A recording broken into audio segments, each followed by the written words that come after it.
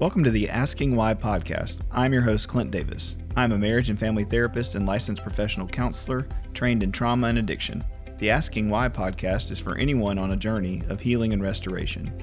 If you are searching for answers to life's questions and want to learn more about root causes from a psychological and theological mix, this show is for you.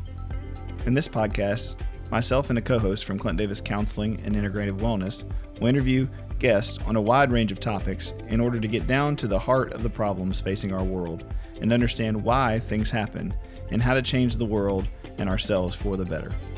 Want to learn more tips and tricks to living a healthy lifestyle? Visit us at Clint Davis Counseling and Integrative Wellness on Facebook and Instagram.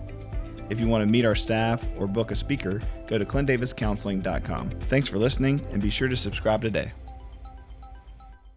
Putman Restoration is a proud sponsor of the Asking Why podcast.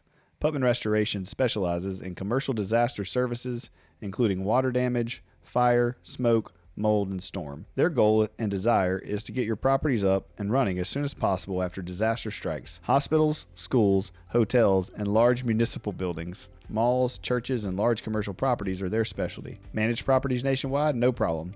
Putman Restoration services their clients nationwide. They are strategically partnered with elite restoration companies throughout the U.S. and Canada, giving their clients resources during disasters where normal companies would be tapped out. Trust the professionals at Putman Restoration when disaster strikes. Visit them online at www.putmanrestoration.com or give them a call at 318-453-5029.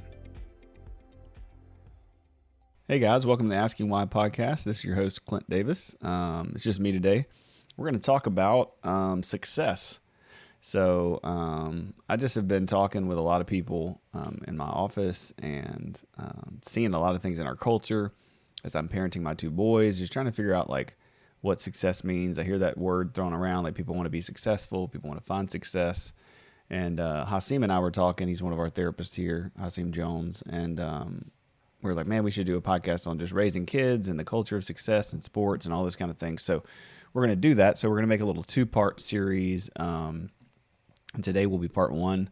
And so it's just for us. It's for us as adults to think about what success means to us and just take a moment to kind of reflect. I think a lot of times we just don't get deep enough under the surface and ask ourselves why we do things that we do. And so we're going to talk about that. I looked up the definition. So it's a noun, the accomplishment of an aim or a purpose, and then the good or bad outcome of an undertaking, the good or ill success of their maritime enterprises is a sentence it's used in.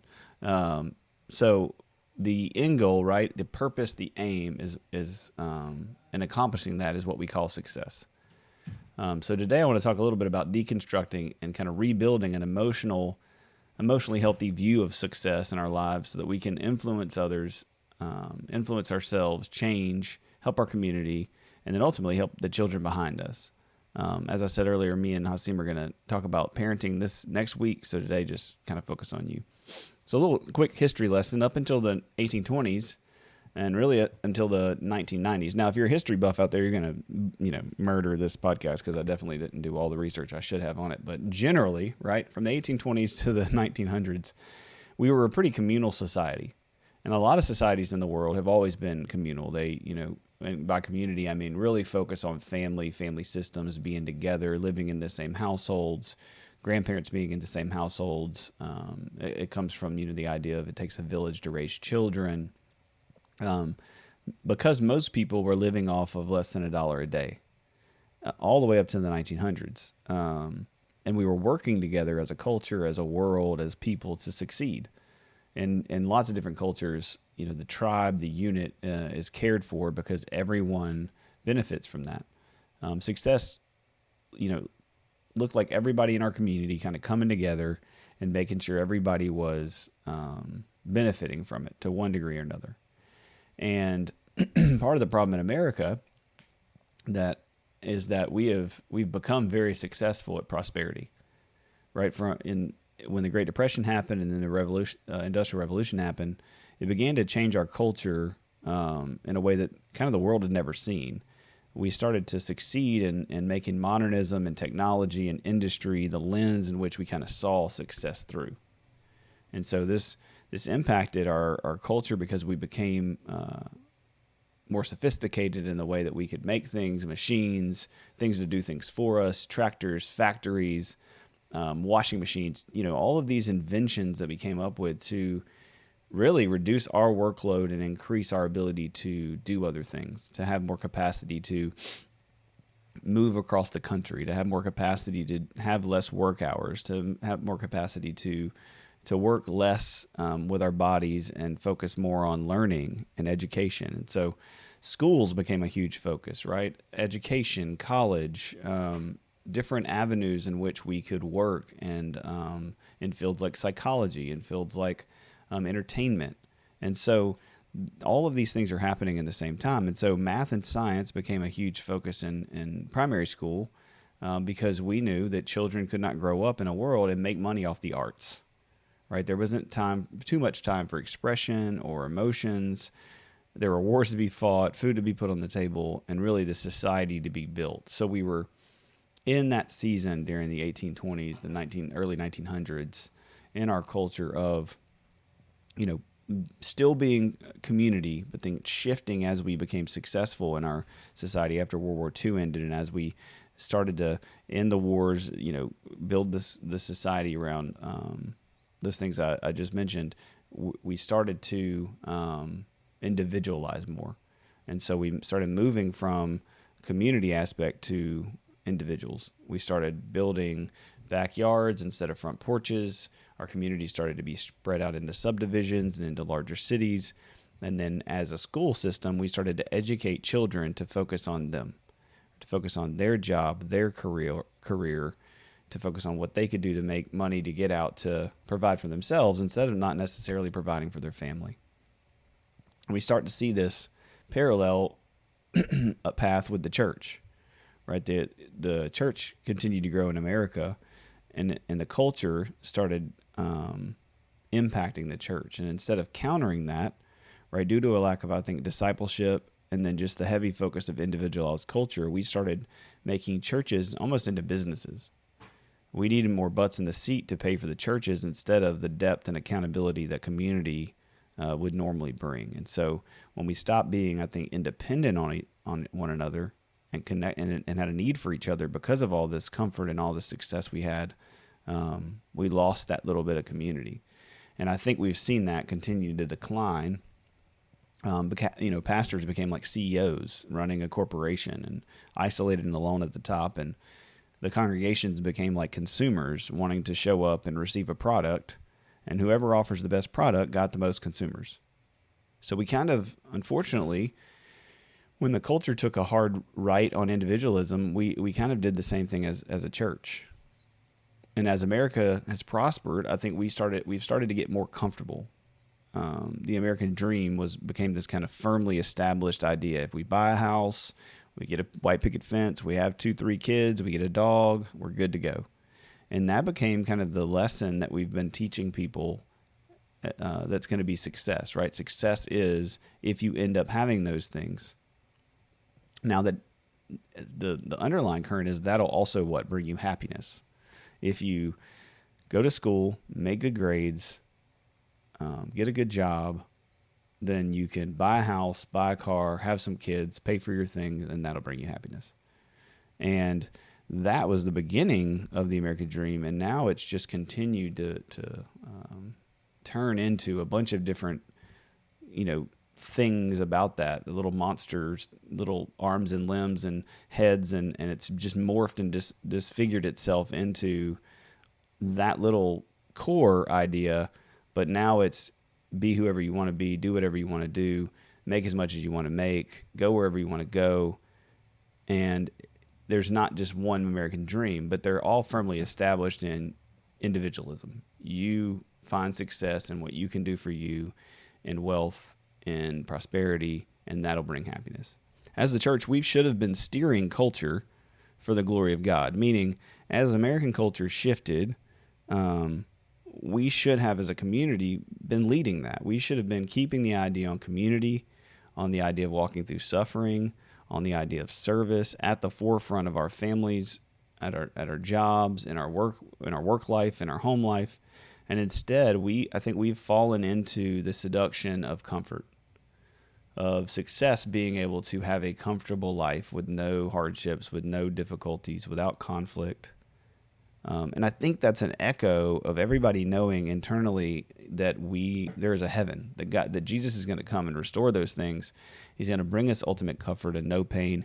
And I think we all just have this desire, this moaning, this groaning, as Scripture says, to bring that to earth. But we're letting the American culture steer that. And what we do, in culture is we swing from one pole to the other. We pendulum from one cultural expression to the other, and they're all on the fringes. So for thousands of years, children were not seen, to be seen and not heard. They just grew up in a house where they tried to survive. People had bunches of them, right? So they could grow up and tend to the fields and the land and manage the animals and work in the family business. And all of that was going on up until this Industrial Revolution and huge individual shift. And then as we individualized, 1950s, 1960s, we started looking at parenting and psychology, and we started trying to figure out how to nurture our children better and connect with them more, and attachment and trauma and all the things that we do here at Clint Davis Counseling that are important things became a focus, and they're amazing, and they've made our world better. But unfortunately, we swang way over to the other side, and in the last 5 to 10 years, everything is about comfort. Everything is about not having any difficulty. And so for the first time in human history, we are entertained so much. We have kids growing up with all these resources and all these abilities, which are all amazing. But the figuring out how to make that a culturally relevant thing in the church and finding a balance to where it doesn't have more cons than pros is what I think we have missed. And so as the church should have been teaching families how to live in American society, but not be corrupted by it or manipulated by it. Instead, we've kind of raised our children in the same way the world has, with a little bit of sprinkling of religion, or in some cases, right, the sprinkling is like we go to church, we show up, for Easter and Christmas, we do Wednesday nights, but that doesn't come home with us. Or the opposite pole, which is religion is everything. It becomes legalistic, it becomes controlling, it becomes obsessive, it becomes forced, right? And still, in some ways, the teaching doesn't come home. And so we have made the gospel into this kind of behavior modification. And Christianity is the only religion that is not works-based, right? You don't have to do anything. You can't do anything to save yourself. And all other religions say we have to do something. And unfortunately, what we've done is we've taken the gospel in some ways and we've made it works-based as well. We show up in church thinking we have to do something, thinking we have to be good enough or not cuss or not drink or not date somebody who does, or and measuring everybody else against those things, and thinking we're constantly disappointing God, or thinking that we're constantly ashamed of our behavior and our sin, and we're hiding from God, and we're hiding from the Word, and we're hiding from community, because if we get found out or somebody knows that we do something, then we'll be excommunicated or we'll be judged or we'll be criticized. And I think that falls right in the trap of the American culture, stepping into the church and influencing and manipulating the Word. And we have to get back to what the gospel really says. And I think that comes from figuring out what we think success is, or at least that's the lens we're looking at it from today. And so, right, the question would be, what does this have to do with success, Clint? And it starts back with the definition, right? The accomplishment of an aim or a purpose. And so my question for us is, what is our purpose, right? There was the book, The Purpose-Driven Life, that came out a long time ago, and it was one of the second bestsellers to the Bible, I think. But the reality is, stop right now and ask ourselves, like, what is success, and what are we teaching our children success is? Is it fame? Is it being known? Right? Do we want lots of people to know us and know how awesome we are, and know how good we are, and know how smart we are? Maybe it's not a lot of people. Maybe it's just I want my mom and dad to. I want my family to. I want to be different than all these people that I'm around. I want to get out, and I want my family to know I graduated, I accomplished something, I got that job, I became that doctor, I became that lawyer, I became that nurse, I became that mom, I became whatever. But it's fame, right? I want the credit. Is it material possessions? I mean, Lord knows, I mean, all of us, if we live in America, we have way more than we need, most of us. If we're driving around listening to a podcast and have enough time to listen to me yap about this stuff, then we definitely have the time and the material possessions to be comfortable. You know, are we working hard and trying to do all the things we're doing so that we can have more stuff? You know, JC and I have been talking about trying to finish off our student loans, and you know, that feels like a huge accomplishment.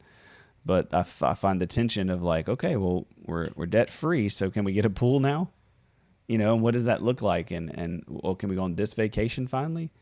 And my selfish, you know, heart says, okay, well, I finally paid off all this debt, so how can I do something for myself to treat myself? And it falls into that material possession thing.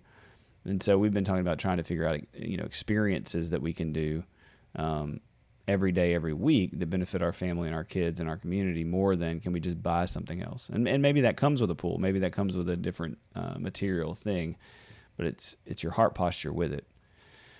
I think a big one, which Hasim and I are going to talk about next week, is, you know, sports, right? Is success like how good we are at sports, how good we are at activity, how good we are at our job.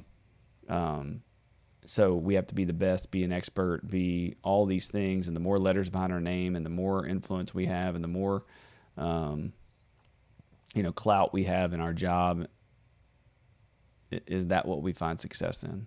And with our kids, you know, it's the baseball, the soccer, the chasing those things, as if they're going to, you know, be a NFL combine the next, you know, right after they graduate, or they're going to be a professional baseball player.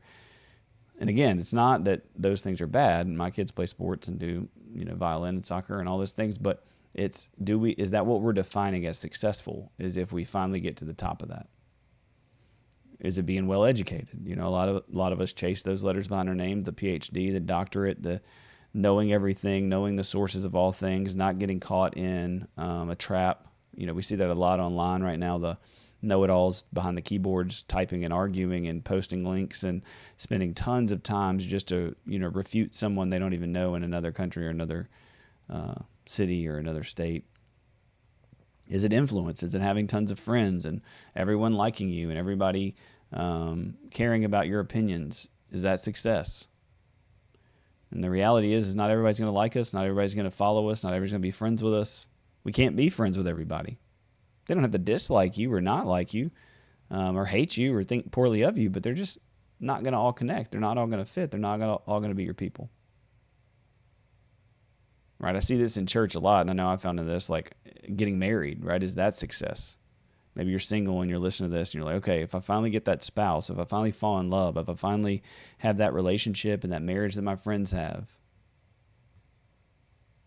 or having kids, you know, I remember we were married 5 years, and, you know, it's like all of our friends had been married. Now, some of them have like kids graduating this year. I'm like, good Lord, you know, they've had kids a lot longer than us for a lot more time, but is success measured on arriving at that spot that we had kids or we got married or whatever?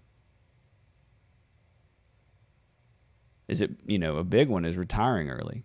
If you haven't ever seen it, there's a great, Francis Chan does a great video analogy with, I think it's the white string or it's the red line or something. You can look it up on YouTube. Maybe I'll put it in the description, but just talks about, he has this long piece of cord, and on the end of it's red, and talks about all these things we try to do on earth in this time of red, and then eternity is on all the white, and it's this long string. And, you know, so many of us, we're going to work hard, we're going to, you know, kill ourselves so we can retire and we can have 10, 20 years of nothing. You know, is that the goal? Is that success, that we can retire early? Is it being in perfect shape? Is it doing CrossFit? Is it having a 12-pack? You know, what is it? But these are the major things that I see in my office and I see in our culture, and then there's other things, but these are the major ones that I see that we are teaching ourselves, that we have learned that is successful, and that we're teaching our kids is successful if we end up having these things. And the interesting thing is all of these things are so man-focused. We can, doing these things, we can make ourselves be enough based on our external factors and skills. If we can be enough, right, what will we be achieving? What will we finally get? That's the question. What is success? Prosperity? Is it peace? What does that even mean? Does anyone ever feel like they have enough money?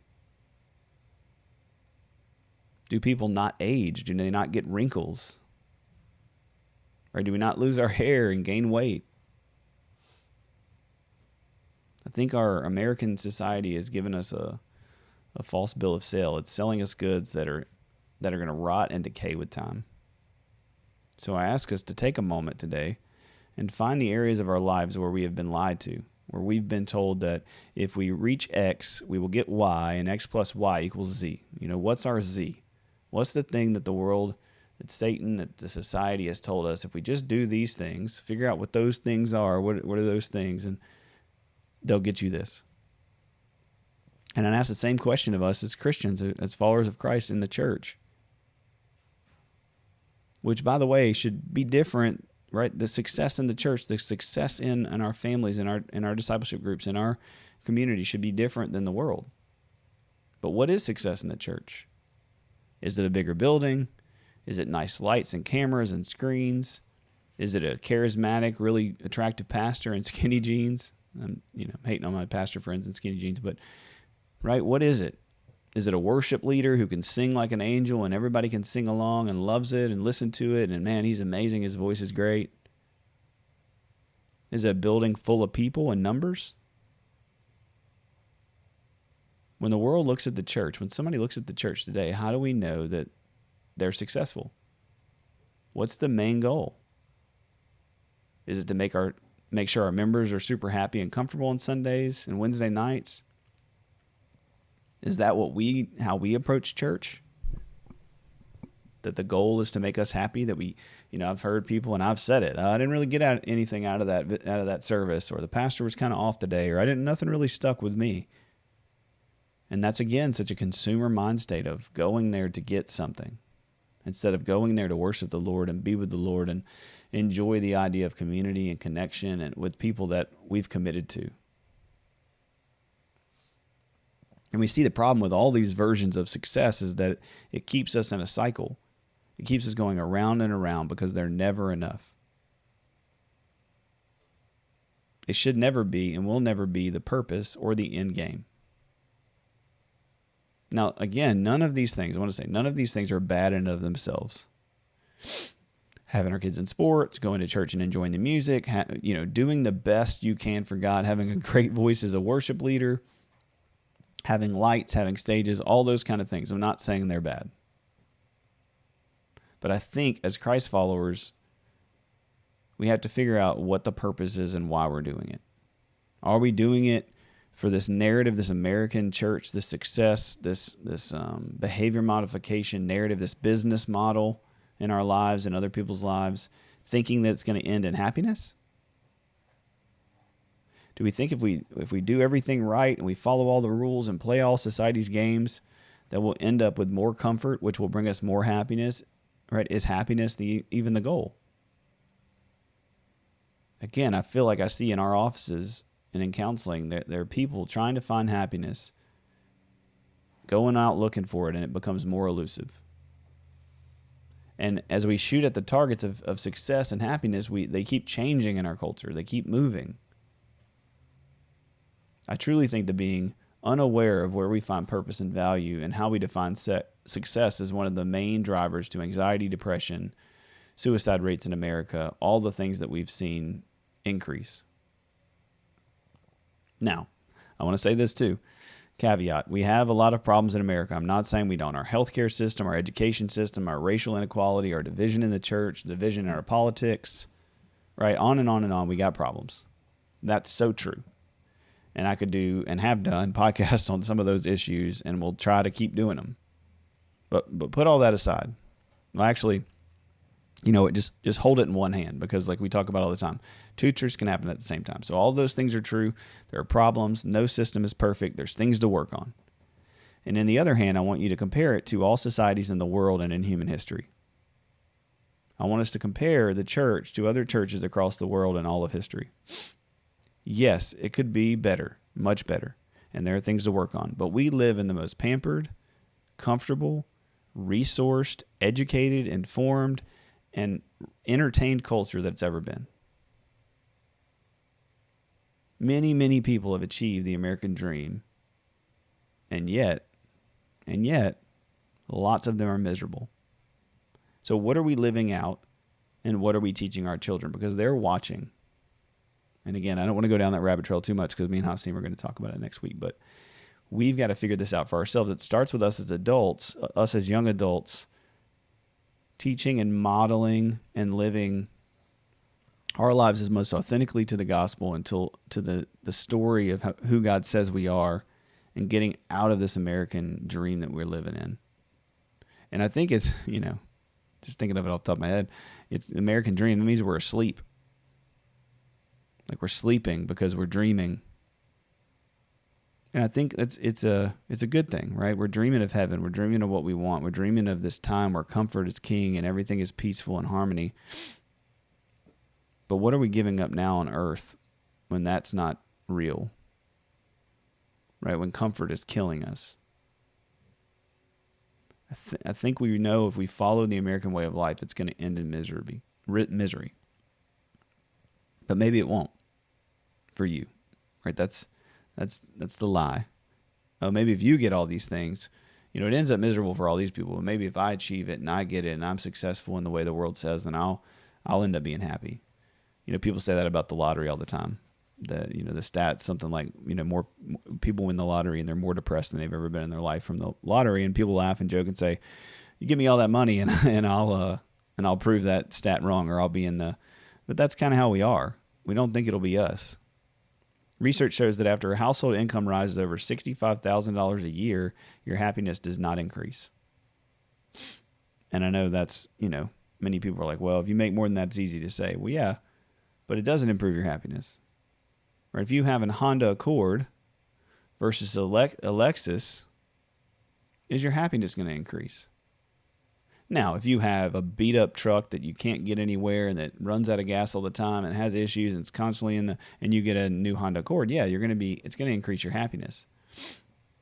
But your happiness, the feeling of success, the feeling of meaning and purpose in your life is not going to increase if you have a brand new Honda Accord or if you have a brand new Lexus. But man, your status in the community, this false narrative, this idea in the background, running, saying it will, it keeps us going. If we have a 2,500 square foot house versus a 5,000 square foot house, is that going to increase our happiness? No. Now, if we got 10 kids, maybe. But the reality is if you go from a 300 square foot apartment, 500 square foot apartment to a 2,500 square foot house, yeah, it's going to increase your happiness. It's going to be more room. You're going to have, easier time. You can move things around, but then it's going to increase what you got to clean, who you got to pay for, right? It has pros and cons. And so, yeah, maybe it's a temporary increase in your dopamine, right, that gets you high. But then we're just in the race, in the chase for the next thing. Okay, so I think I've made my point. So what do we do? So what does success look like? So I'm going to list a few things out. I think success, in my opinion, is having a healthy mental status. And what I mean by that is, I'm not saying you're not struggling with anxiety or depression, or you're just perfectly calm and at peace and harmony at all times. But I'm saying you feel like you have a good understanding of where those things come from. You have a good understanding of where those things are going, how you can handle them, skills, tools to manage them throughout the day, throughout the seasons, right? You have a good grasp on your mental health, right? That you understand your thoughts, you understand the lies that have attacked you, you understand the trauma you've been through, and you're able to tell your story, the story of how God is using you and has used you and has shaped you for the betterment of other people. You're able to tell your testimony. And I think your testimony has to have your mental health included in it. Right? It's not just, I was 16, I was at church, I was at a thing, and I realized I was a sinner, I gave my life to Jesus, bam, that's my testimony. No, your mental health, your spiritual health, it's tied into who God has made you to be and what he's still doing in your life and how that affects you and how that affects those around you. I think financial stability is another one, but also a balance of where our money goes to make a difference in the world. So if we strive for financial stability, and we're not in debt, and we don't have 15 credit cards and everything's not bought on credit, then we have the ability to tithe, to give to missionaries, to give to the homeless, to give those around us that need it. When there's a crisis, when there's a school shooting, when there's a wreck, when there's an injury, when there's a cancer situation with a child in our community, we have the flexibility to give to those things and support those things. When somebody in our small groups, washing machine goes out and they say, man, we need a new thing, or we can just, hey man, I got $300, here you go. Right? Financial stability, managing our God's money well, allows us to help other people around us. That's success. When we have relationships that are deep and rich and can be counted on in times of need, when you have people that do show up. We've been so blessed by our community in times of need where people have shown up with gift cards or meal trains or prayer or just support. I think work that affects our communities and ourselves on some positive level. I think there's so many people in jobs that are miserable, that they hate going to work every day. And if you're one of those, let's figure it out. You don't have to be stuck. I'm not saying that's going to happen overnight or that's even going to happen in a year. But we get so bogged down without support that we work jobs that are miserable with no purpose.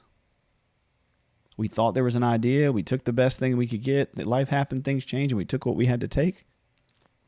But reevaluate. If you're in a job that's miserable, if you're in a job that you hate, if you're in a community of people that you don't like, that you don't enjoy, that it's miserable,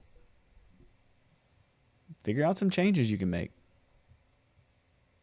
Talk to somebody, talk to a financial advisor, talk to a pastor, talk to a counselor. Figure out how you can get out of that job and into something else and start taking steps in that direction.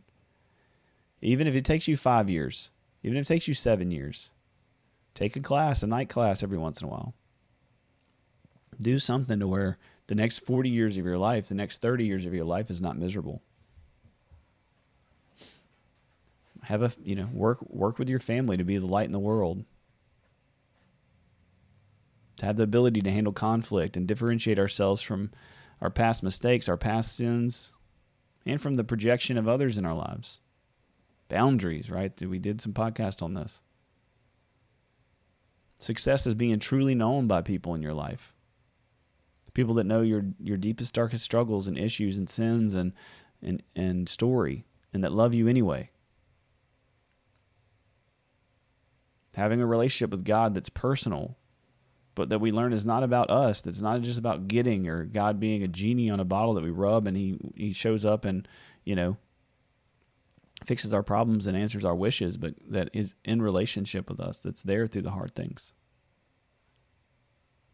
True discipleship, accountability, and a life based on principles. Success is learning to be happy with our physical appearance in whatever stage it's in, while maintaining health, right? Be healthy, work out, take care of yourself. But look at ourselves as a child of God made in his image. We don't have to modify and change and cut and cleave and do all these things to have worth and value. Now, we can do those things to feel loved. We can do those things to love ourselves more, right? To find some sense of identity. But when we obsess about them and make them our total identity, it's a problem. Success is being able to go, hey, man, I've gained some weight since we had kids, or I've gained some weight since this and that. I don't really like that, so I'm going to, I don't feel healthy, so I'm going to work out and work towards it, and learning to be okay with ourselves as we do that.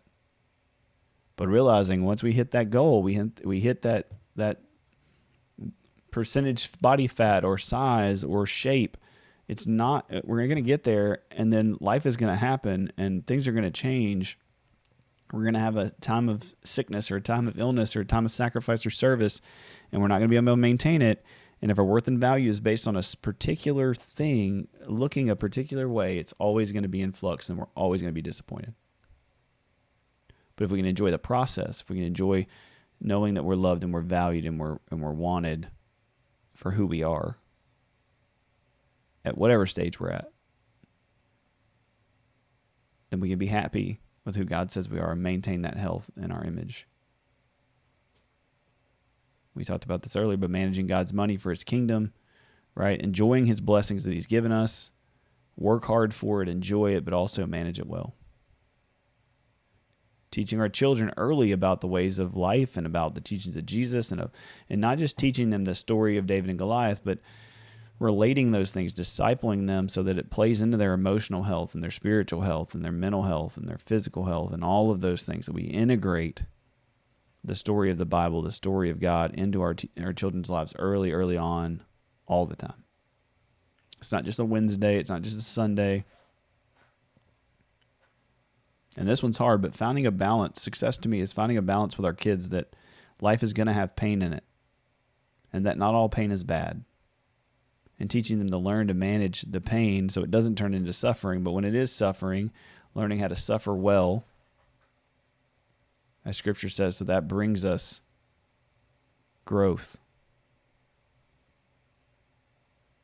Being known for our kindness in the face of hate, online, in our relationships, politically. And in all of this, right, none of it's successful if we're not pointing people to Jesus, if they don't see Christ in our lives and everything that we do, in our mistakes, in our sin, in our brokenness, but in our good, our successes, right? It's only successful if they see Christ. They ask you, why do you do this so weird? Well, it's because of Jesus. It's because of what he did. It's because of him living in me. It's because of this kingdom that I'm trying to bring to earth, that I'm trying to experience. And that we understand that how we do this is that it's a journey. It's a process. We do it by becoming aware of where our focus and our purpose needs to be and spend time and energy directed at rewiring our brains, healing our bodies, and forming communities that are on board with the narrow road. Not trying to fit into the masses, not trying to fit into everything that everybody's doing and everybody's saying, but having a community that's on board with being different. Right? It reminds me of the story of the rich young ruler where, if you don't know it, Jesus is teaching and this rich young ruler comes up and he says, hey, I followed the rules. I did all the things. He's became very, very successful and he has all this wealth. And Jesus says, go and sell all your possessions and follow me. And he turns and he walks off. Right? His wealth, the problem wasn't his wealth. The problem was the comfort that he found in it, the security net that he found in it. That he thought he could do everything and he could fix everything and success was by his hand. And again, it's not that Jesus is saying wealth is a bad thing. And it's not that he's saying don't have wealth. It's that if we can't give it up for him, our heart isn't in the right spot. Right? It's the story of Joseph using his little bit of land and property and social status to get Jesus off the cross with Nicodemus and give him a tomb to be buried in. He didn't have a lot, but he had that. It's the story of Mary and Martha, where Mary's at the feet of Jesus and Martha's cleaning and performing, and Jesus is talking about, this is what I need you to be. And it's not that all the cleaning and the performing is wrong, but it's the heart posture while doing it. It's the brother of the prodigal son. He had all he needed and wanted and more. But in the moment, he was focused on what was fair, on his brother's experience and behaviors and failures, instead of the gifts and the grace that his father had already given him and that was fully his. Story after story, the Bible gives us practical examples of what success looks like. We're in the world, but we're not of it. We are to walk the narrow path that leads to life instead of the wide one that leads to destruction, Matthew says. So I'm asking us all today to look at our lives and adjust our language and our purposes in whatever we do. If we can know that we're loved and we can know that we're secure in Christ's care, if we can attune to the workings of the Holy Spirit in our lives, if we can have a community of believers walking in grace and forgiveness and honesty, if we can surround ourselves with those type of people, we can make a huge difference in the world through whatever tools God gives us, through whatever successes he brings us. And this will lead us to peace that surpasses all understanding. And this is what I think is a successful life. There's a quote that I looked up, and it said, life should not be a journey to the grave with the intention of arriving safely in a pretty and well-preserved body, but rather to skid in broadside in a cloud of smoke, thoroughly used up, totally worn out, and loudly proclaiming, wow, what a ride. and I don't know if that's Christian or not, but I want to get to the end of my life worn out. I want to enjoy it along the way. I want to take my kids camping. I want to take them hiking. I want to watch movies. I want to enjoy what God's given me. I want to eat a good steak and celebrate with friends and have cookouts and maybe get a pool. Right? I'm not saying any of those things are bad, and all those things are things that God has given us that are blessings, but we have to believe that God has more purpose for us than the American dream and just what we are labeling as success. You have so much more purpose and potential. And if you don't feel that today, I want you to know you do. I want you to know you're loved and that you're valued. And that one day Jesus is going to return and he will make a new heaven and a new earth. He will restore things to where they were supposed to be. And we have the opportunity now to bring the good news into our hearts first and then into the lives of others. So if you find yourself anxious or depressed or disappointed or overwhelmed, know you're not alone. I find myself being anxious and depressed sometimes. I find myself being mad and disappointed. You're not going to get to a place in life where those things don't come up sometimes, where there's not that warfare. There's not a perfect way to do life. We can't make all those things go away. And it's not always a lack of faith or an effort on our part. Sometimes it's just living in a broken world, in a broken body, around broken people. But what I'm asking us to do today is just evaluate our focus and our purpose. How do you define success in your life? How are you teaching your children what success looks like?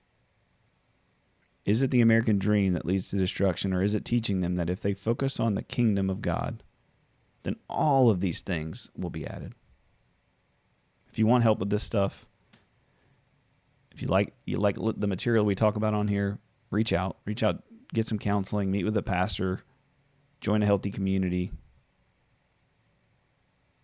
But if you need support, reach out, because you can't do it alone. You're not supposed to. And success, again, is not doing everything by yourselves and pulling yourself up by your bootstraps and at the end of your life going, look what I did.